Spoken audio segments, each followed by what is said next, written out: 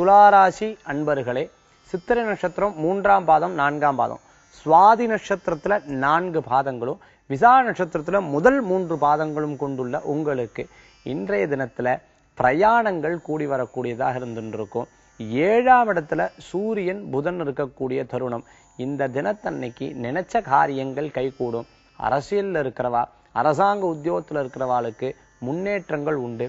ஆசிரியருக்கு நான் விண்ணப்பிச்சுட்டேன், எனக்கு ஆசிரியர் சம்பந்தமான விஷயங்கள்ல எனக்கு வரணும், ஆசிரியர் பயிற்சி எடுத்தாச்சு, அதற்கு சம்பந்தமா நான் விண்ணப்பிச்சிருக்கேன், எனக்கு லாபகரமான செய்திகள் வருமானு கேட்டா நிச்சயமா உங்களுக்கு கைகூடக்கூடிய வாய்ப்புகள் என்பது ஏற்படுத்தி கொடுக்கும். டியூஷன் சென்டர் வச்சிருக்கிறவாளுக்கு, எஜுகேஷன் சம்பந்தமான ஃபீல்ட்ல இருக்கிறவாளுக்கு, எஜுகேஷன் சம்பந்தமான செக்டர்ல இருக்கிறவாளுக்கு நல்ல நல்ல காரியங்கள்லாம் நடைபெறக்கூடிய வாய்ப்புகள் உண்டு.